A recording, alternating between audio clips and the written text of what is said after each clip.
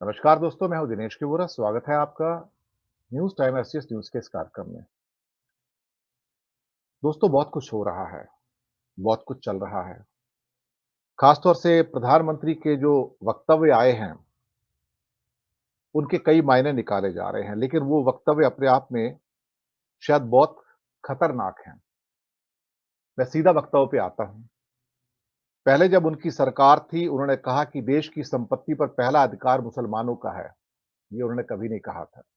ये संपत्ति इकट्ठी करके किसको बाँटेंगे? जिसके ज़्यादा बच्चे होंगे। उनको बाँटेंगे, घुसपैठियों को बाँटेंगे। क्या आपकी मेहनत की कमाई का पैसा घुसपैठियों को दिया जाएगा? आपको मंज़ूर है ये? ये कांग्रेस का मैनिफेस्टो कह रहा है कि वो माताओं और बहनों के सोने का हिसाब करेंगे, उसकी जानकारी लेंगे, फिर वो संपत्ति को बाँट देंगे, फिर वो उनको बाँटेंगे जिनको मनमोहन सिंह जी की सरकार ने कहा था कि संपत्ति पर पहला अधिकार मुसलमानों का है। भाइयों और बहनों, ये अर्बन नक्सल की सोच मेरी माताओं, बहनों आपका मंगलसूत्र भी नहीं बचने देंगे।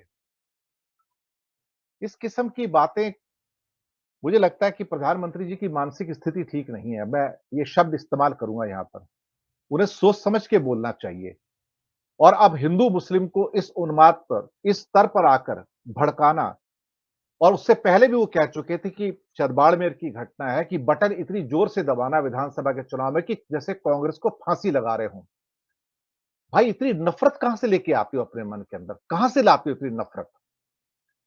हिंदुओं को प्रोवोक कर रहे हैं। ऐसा लगता है कि जैसे हिंदुओं को एक तरह से कहा जा रहा है कि तुम इतने ठंडे क्यों बैठे हो? उठो और हमला कर दो किसी के ऊपर, जाके मार दो किसी को, कत्लेआम कर दो। This is a provocation, this is a hate speech. ये घृणा की स्पीच है। हिंदू मुसलमानों को हर जगह पे उठाना, ये हो क्या रहा है अल्टीमेटली? मुझे लगता है कि अगर नीचे गिरने की कोई हद होती है, तो शायद प्रधानमंत्री जी उसे क्रॉस कर चुके हैं। यही आज का विषय है कि अल्टीमेटली आप कितना गिर सकते हो, किस निम्नतम स्तर तक गिर सकते हो। मैं उन शब्दों का इस्तेमाल नहीं करना चाहता जो मेरे मन में होते हैं, क्योंकि हम एक संवेदनशील चैनल हैं और संवेदनशील तरीके से हम अपनी बातों को रखने की कोशिश कर रहे हैं। हमारे साथ गिरीश जोशी जी, अनिल सिन्हा जी, मीनू जैन जी, अनुमा आचार्य जी और अब साथ में विवेक देशपांडे जी भी जुड़ गए हैं। जुड़ गए। मैं सबसे पहले टिप्पणी के मैं लिए सबसे आऊँगा पहले टिप्पणी के अनुमा लिए आचार्य जी। अनुमा आचार्य जी आपके पास आऊँगा, क्योंकि आप इस टाइम ट्रैवल कर रही हैं, अगर आपके थोड़े सिग्नल्स हैं तो आप बताइए, ये किस किस्म की मानसिक स्थिति है? ये किस किस्म का हिंदुस्तान में उन्माद पैदा किया जा रहा है, जहाँ पर हिंदुओं को एक प्रोवोक किया जा रहा है, हेट स्पीच दी जा रही है? अनुमा जी। जी नमस्कार। कल जो प्रधानमंत्री जी ने अपने भाषणों में बोला, हर सेंटेंस में 1 मिनट में लगभग एवरेज 4 से 7 बार तक उन्होंने कांग्रेस बोला। यानी कि प्रधानमंत्री के अपने पास कुछ नहीं रह गया है सिवाय कांग्रेस को कोसने के। और हमारे राष्ट्रीय अध्यक्ष ने एक बहुत अच्छी पहल की है। उन्होंने प्रधानमंत्री जी से मिलने का समय मांगा है, जिससे कि वे हमारा न्याय पत्र उन्हें समझा सके। और जिस तरह से प्रधानमंत्री जी वाहियात बातें करते हैं न्याय पत्र के बारे में, उसके बारे में उनकी समझ शायद ठीक हो सके। एक तो ये हुआ है। दूसरे, अब से थोड़ी देर पहले कांग्रेस का एक प्रतिनिधि मंडल चुनाव आयोग के पास गया था। चुनाव आयोग जो पूरी तरह से वेंटिलेटर पर लगता है, तो चुनाव आयोग के पास जाके अपने 17 पॉइंट्स बताए गए। और हमें उम्मीद है, उम्मीद क्या करें, उम्मीद है कि नहीं है, पर बोलना तो पड़ेगा। हमें उम्मीद है कि चुनाव आयोग उस पर कोई संज्ञान लेगा, क्योंकि पिछले चुनावों में भी जब प्रधानमंत्री जी ने शहीदों के नाम पर वोट मांगे थे, चुनाव आयोग ने कोई संज्ञान नहीं लिया था। आप जो कह रहे हैं, इसके ऊपर मैं पिछले 3 साल से बोल रही हूँ। मुझे ऐसा लगता है कि प्रधानमंत्री जी को सिलेक्टिव डिमेंशिया है, क्योंकि मैंने अपने घर में अपने ही किसी को देखा है जिनको डिमेंशिया था। तो वो पुरानी बातें उन्हें सारी याद है, अपनी स्कूलिंग याद है, शादी के बाद का समय याद है, लेकिन अभी का वर्तमान भूल जाते हैं। तो मुझे पहले तो लगा था प्रधानमंत्री जी को सिलेक्टिव डिमेंशिया है। अब दूसरी अटकल मेरी है कि उन्हें ऑब्सेसिव कंपल्सिव डिसऑर्डर है। तो मैं ये अटकल ही लगाऊं, इससे बेहतर है कि प्रधानमंत्री जी का एक पूरा स्पेशल चेकअप होना चाहिए। बार बार वो उसी तरह की बातें करते हैं। इस देश की भाषा की शुचिता को वो ताक पर रख चुके हैं।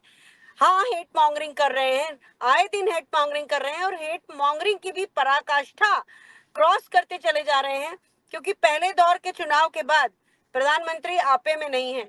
पहले दौर के चुनाव में उनको इतना परेशान नहीं होना चाहिए था, क्योंकि वैसे भी 2019 में भी 45 सीटें जो आज का इंडिया गठबंधन है उसके पास थी और 41 सीटें ही थी एनडीए के पास। लेकिन प्रधानमंत्री जो 400 पार की बात कर रहे थे, पहले खुद के लिए ऐसे टारगेट बनाए और अब उस चीज को वो खुद पूरा नहीं कर पा रहे हैं, ये देख रहे हैं। इसलिए वो देश में इस तरह की घटिया बातें कर रहे हैं। जिस व्यक्ति ने जसोदाबेन मोदी जी का के मंगलसूत्र का मान न रखा हो, वो मंगलसूत्र की बातें करते हुए अच्छा नहीं लगता, शोभा नहीं देती उन्हें। जिस व्यक्ति ने सप्तपदी का मान न रखा हो, उसके मुंह से ऐसी बातें शोभा नहीं देती। और प्रधानमंत्री जी का मुझे लगता है, देखिए संविधान में एक बहुत सीरियस सवाल कर रही हूँ। पहले जब भी मैंने किया चैनल्स ने उसे काट दिया था। मेरा सवाल यह है कि भारत के प्रधानमंत्री बनने के लिए आवश्यक अर्हताएं हैं कि उसे भारत का नागरिक होना चाहिए, 35 साल की उम्र होना चाहिए, राज्यसभा या लोकसभा का सदस्य होना चाहिए, पागल या दिवालिया नहीं होना चाहिए। लेकिन संविधान में ये प्राविधान क्यों नहीं है कि अगर पद पर रहते हुए किसी की मानसिक स्थिति खराब हो जाती है तो उसे हटाने का क्या प्रावधान है, ये हमें जोड़ना पड़ेगा। प्रधानमंत्री की मानसिक स्थिति मुझे यही बता रही है और मैं अपने वक्तव्य को यहीं तक रखूंगी, क्योंकि मुझे लगता है कि इस प्रावधान की भी आगे से हमें जरूरत पड़ेगी। जी नमस्कार। जी, धन्यवाद अनुमा आचार्य जी, आप बीच में रुकी, आप यात्रा में हैं और आपने as a Congress spokesperson होने के नाते और एक भारत के नागरिक होने के नाते अपने विचार व्यक्त किए। बहुत बहुत धन्यवाद आपका कि आपने अपने